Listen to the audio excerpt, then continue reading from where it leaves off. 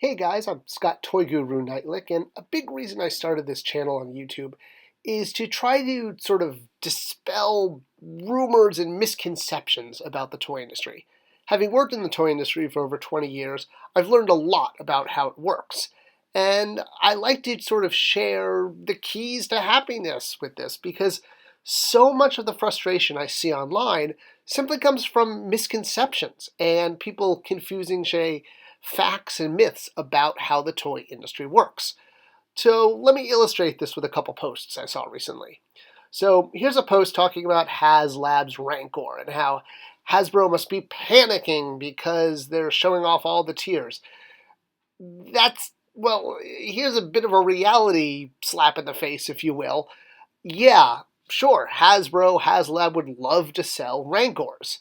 But to think that the company revolves around this, that this is like a really important initiative. Arrogance and fear still keep you from learning the simplest and most significant lesson of all. Which is? It's not about you. That's kind of like what it is. As collectors, we're so emotionally involved that when we see things go bad, we think it's the end all times. But look at the things that actually move the stock price. None of these things are a one-off Rancor. They're all major company initiatives. So why does a company like Hasbro, like Mattel, do these large items? Well, they do them for publicity. They do them to bring attention, and they also do them as partnerships with their licensors. It's a licensor partnership. It's not something meant to move the stock. Nobody behind the scenes is panicking because any of these items don't work or don't move the stock price. They're not designed to. And it's our close relationship emotionally with this product that creates this false perception that the whole company must be freaking out because a pre-sale HasLab Mattel Creations item isn't doing well. When really, behind the scenes, nobody's panicking. It either works or it doesn't. And if it doesn't, they'll move on to something else. If it did work, great, they'll ship it. And awesome. It's not something that anyone is losing sleep over except us. Sometimes these items don't go forward. And that's okay. It's all part of business. But they're not part of the overall, they're not holding the company up.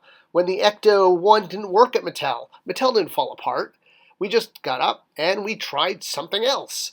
It's exactly what's happening with HasLab. Items might work, items might not work. But the idea that, the company revolves around me, the collector, that leads to so much frustration. And that's kind of what I always like to try to shed some light on, because as collectors, we really are a drop in the bucket as far as the whole toy industry.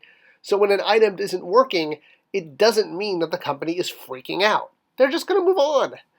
All right, let's look at another example. This one has to do with shipping. Another post, people noting that Amazon must hate vintage collectors because vintage collection product is showing up in bad condition. Okay, well, this is an interesting example because it's more of a not my job. So there's a whole rule in shipping and in production that you can have things good, fast, or cheap. That tiny little square in the middle labeled utopia, where it's all, yeah, it is a utopia. It doesn't exist. Amazon's job is to get product to your doorstep. And yes, of course, their job is to get items to your doorstep in working condition. They're not going to deliver something like shattered china.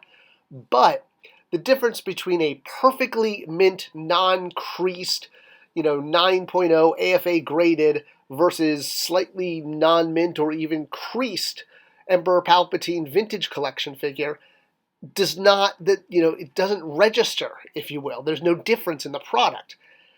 The nice thing for collectors is there are services out there that will do this. Things like Entertainment Earth, which has a mint condition guarantee. If getting your figures in perfect condition is what's important to you, well, that service does exist. But expecting Walmart or Amazon or any of these other large companies that specialize in shipping hundreds and thousands of items to have a mint condition guarantee for adult collectors, well, this isn't a 1970s Burger King commercial. You can't have it your way. But the nice thing is, as I said, There are companies like Entertainment Earth, like Big Bad Toy Store, that will get the items to you mint condition. It will cost you a little bit more, but your item will be perfectly preserved and exactly the way you want to collect, which is great. But it's all a matter of our own expectations.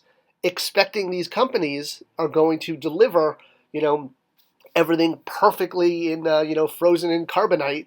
Well, it's kind of like going into Home Depot and asking where their salad bar is.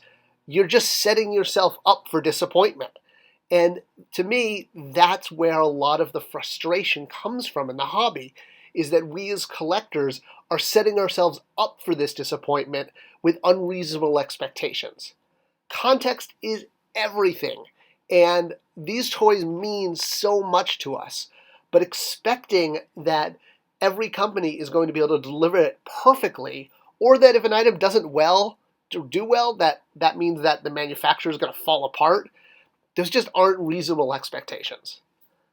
I hope this video at least shed a little bit of light on how we can bring better expectations to enjoy the hobby a little bit more, because we collect toys, it should be fun.